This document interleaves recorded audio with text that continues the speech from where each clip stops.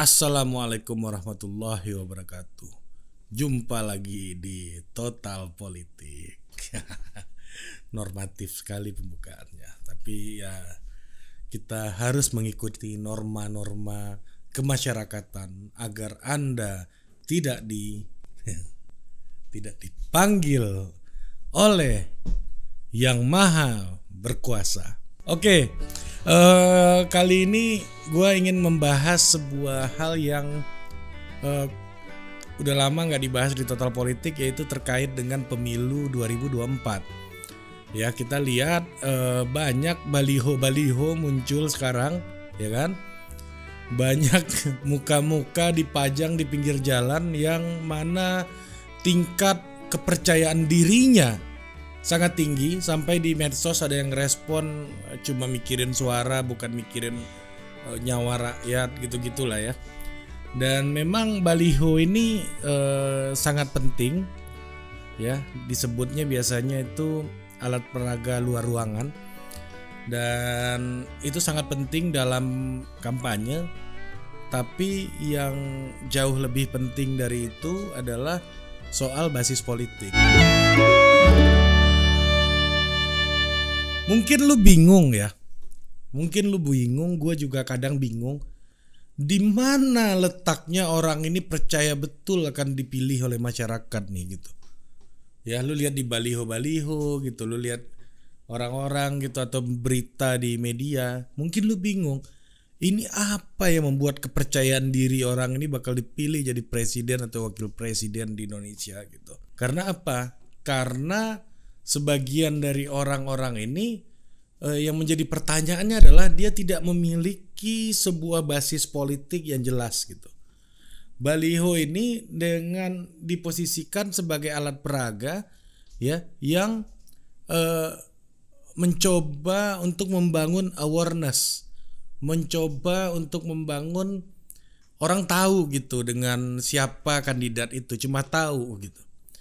Nah, suka dan dipilih itu merupakan tahapan selanjutnya di dalam kampanye.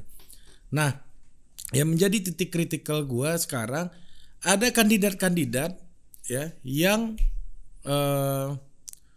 gila-gilaan pakai baliho, tapi tidak tahu gitu ya orang, dan tidak punya basis politik yang betul-betul captive gitu ya, yang betul-betul dia bisa andalkan dukungan politik, basis politiknya. Kalau kita lihat peta elektoral di Indonesia, ini udah menjadi semacam bisa dikatakan aksioma gitu ya, di dalam 4 kali pemilu kita belakangan ini ya, bahwa ketika lu berbicara tentang pemilihan presiden, lu harus menang 2 dari 3 provinsi utama di Indonesia, yang mana itu adalah lumbung elektoral utama di Indonesia. Pertama, Jawa Barat, kedua Jawa Tengah, ketiga Jawa Timur. Jadi 3 provinsi itu ke-1, kedua, ketiga yang penduduknya paling gede. 1 itu Jawa Barat, 2 Jawa Timur, 3 Jawa Tengah. Jadi kalau lu menang 2 di antara 3 itu, lu dipastikan akan memenangkan pemilu. Tapi kalau menang 1 dengan 2 kandidat, lu dipastikan kalah. Ya, tapi kalau misalnya ada 3 kandidat dan satu menang, satu menang ya, di satu provinsi dapat 1, itu artinya bakal pertarungan luar Jawa baru akan menjadi sesuatu yang sangat menentukan. Oleh karena itu 2 pemilu terakhir, karena 2 kandidat ya, makanya titik kritikalnya itu adalah berebut di 3 provinsi utama tersebut. Makanya kayak pemilu kemarin 2019, Pak Prabowo banyak sekali menang di luar Jawa secara persentase. Ya, tapi ketika dikonversi ke angka mutlak, luar Jawa itu nggak signifikan, bos. Kalau lu lihat misalnya Sumatera Barat itu cuma 2,5-3% lah pemilih nasional. Tapi kalau lu lihat Jawa Tengah itu nyampe 17% pemilih nasional.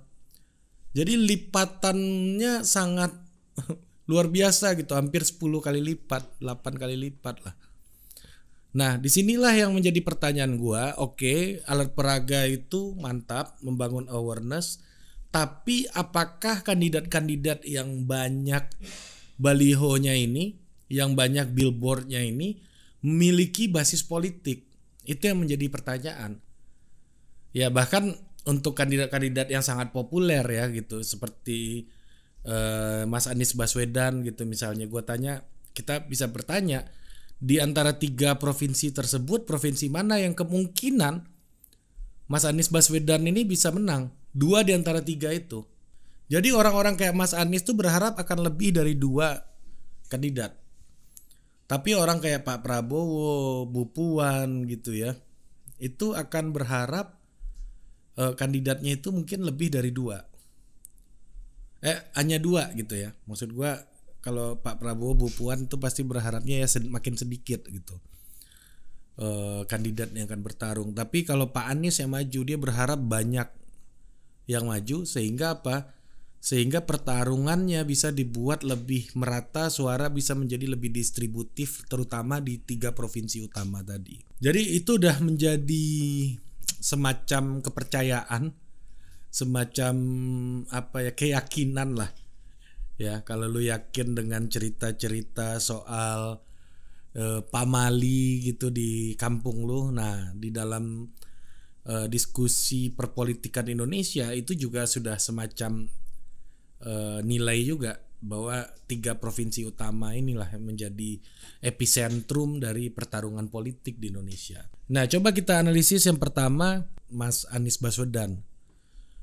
Mas Anies Baswedan ini kemungkinan dari 3 provinsi utama itu yang bakal dekat sama beliau tuh Jawa Barat menurut gua. Karena apa? Karena basis Mas Anies itu adalah basis pemilih Islam ya, yang sangat populer beliau saat ini gitu. Nah, yang kedua gua lihat agak sulit gitu di luar itu. Nah, apabila Pak Prabowo juga maju, pasti akan ada perebutan segmen di Jawa Barat ini. Ya, menurut gua yang mana Pak Prabowo lebih berpotensi menang karena Pak Prabowo punya popularity dan punya struktur partai. Jika Mas Anies maju, Pak Prabowo maju, ya Pak Prabowo akan lebih kuat gitu karena ada struktur partai yang berada di daerah Jawa Barat, yang mana itu caleg-caleg top Gerindra itu rata-rata di Jawa Barat gitu, kayak Bang Fadlizon gitu, misalnya Bu Rahel Mariam gitu, itu berada di Jawa Barat semua. Nah, di situ kekuatan Pak Prabowo dibandingkan Pak Anies Baswedan, yang mana di Jawa Barat mungkin Pak Anies Baswedan lebih banyak di populasi muda dan Islamis gitu. Karena itu tadi, karena tidak punya struktur partai yang sudah teruji di berbagai macam medan elektoral gitu. Nah, Pak Prabowo punya kelebihan itu menurut gua kalau seandainya 2 kandidat ini bertarung. Jadi di konteks ini menurut gua tempat paling potensi Pak Anies menangkan itu adalah di Jawa Barat. Jawa Tengah gua nggak begitu yakin ya karena warnanya merah. Jawa Timur gua nggak begitu yakin juga karena warnanya hijau dan NU gitu ya. Ini sangat tergantung kepada pergerakannya PKB gitu, partai-partai yang punya segmentasi NU yang begitu kuat di Jawa Timur dan sebagian daerah Pantura, juga daerah pantai selatan sebagian gitu. Nah, ini yang menjadi persoalan. Jadi Pak Anies dan Pak Prabowo akan main di segmen yang sama dan akan kuat di daerah Jawa Barat menurut gua. Nah, kemudian ada Bu Puan. Ya, lu boleh bilang Bu Puan begini begitu, tapi menurut gua ini kandidat yang punya basis politik. Mungkin dia belum punya popularity yang tinggi, belum punya awareness yang tinggi sebagai leader. Mungkin orang tahu Bu Puan anaknya Bu Mega, tapi Bu Puan sebagai political leader itu awareness-nya menurut gua belum terlalu tinggi. Dan itu yang sekarang lagi dikejar oleh Bu Puan untuk membangun awareness. Tapi Bu Puan udah punya modal elektoral, yaitu pemilih Jawa Tengah yang begitu kuat dari 3 provinsi yang disebutkan tadi, di mana beliau sendiri di pertarungan pileg di dapil Jawa Tengah itu berhasil mendapatkan suara yang begitu banyak sekitar 450.000. Ini adalah bukti bagaimana mesin politiknya itu betul-betul bekerja di daerah Jawa Tengah gitu. Ini mungkin Bu Puan tidak diterima di Jawa Barat sebaik dia di Jawa Tengah gitu. Nah, Pak Prabowo itu Jawa Barat, Bu Puan tuh Jawa Tengah, Mas Anies tuh menurut gue Jawa Barat. Akan ada kandidat-kandidat lain yang mungkin merasa masih pede gitu, misalnya kayak Mas AHY. Popularity udah oke, ketua partai, struktur partai juga mumpuni dan punya basis politik juga. Bagaimanapun Mas AHY akan punya Demokrat punya kekuatan yang mumpuni itu di Jawa Timur untuk beberapa daerah pemilihan, dan menurut gue itu udah model elektoral yang sangat meyakinkan untuk Mas AHY gitu ya, untuk punya basis pendukung di Jawa Timur. Nah, kalau lu sebut kandidat-kandidat lain, Kang Emil misalnya. Kang Emil ini menangnya pun tipis-tipis kemarin waktu Pilgub Jawa Barat. Nggak menang mutlak.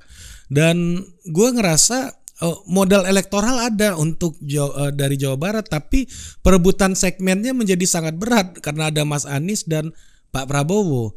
Di Jawa Tengah juga begitu. Jawa Tengah gue lihat sekarang relatif Puan sama Ganjar aja yang punya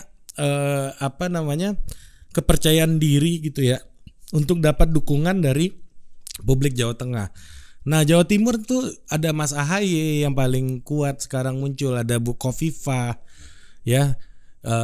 Ya Mas AHY, Bu Khofifah, ada Bu Risma ya. Ada nama-nama yang di Jawa Timur juga. Nah, makanya menurut gua setiap kandidat hari ini itu lagi berjuang untuk dua hal gitu. Pertama itu soal popularity, yang kedua itu soal membangun basis politik.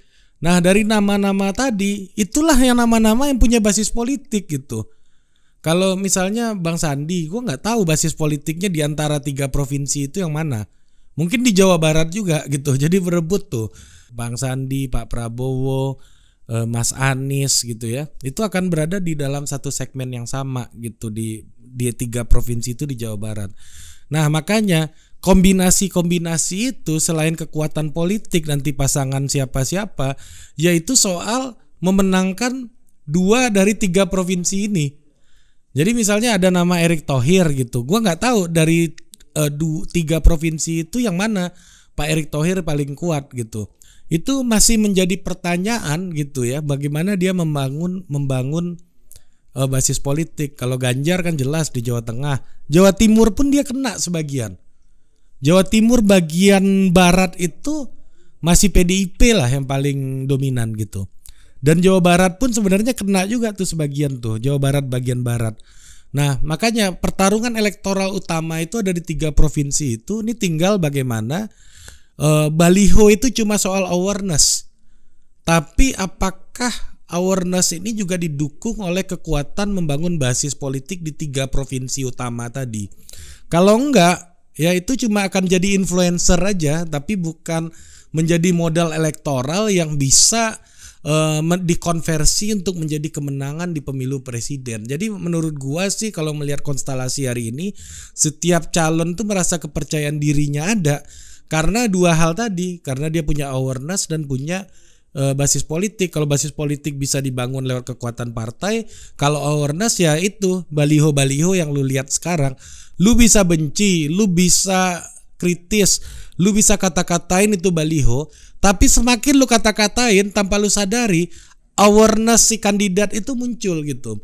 Nah, makanya kayak Pak Erlangga di 3 provinsi itu yang mana sih dia yang paling potensial? Gue juga nggak tahu apakah ketika dia mau jadi wakil presiden misalnya di 3 provinsi itu ada tawaran nggak? Menurut gue kalau melihat sekarang itu kombinasinya bisa 2, ada kandidat populer, kandidat punya basis gitu ya, kandidat populer sama kandidat punya basis. Basis ini terkait juga kandidat yang punya partai politik tentunya gitu. Jadi kekuatan punya basis politik dan kekuatan popularitas. Jadi nanti kombinasi capres dan cawapres itu tergantung dari 2 faktor ini gitu. Karena ada kebutuhan untuk memenangkan 2 dari antara 3 provinsi yang menjadi target utama dalam pertarungan politik ini. Mungkin itu aja, sampai jumpa lagi di Total Politik berikutnya. Dah.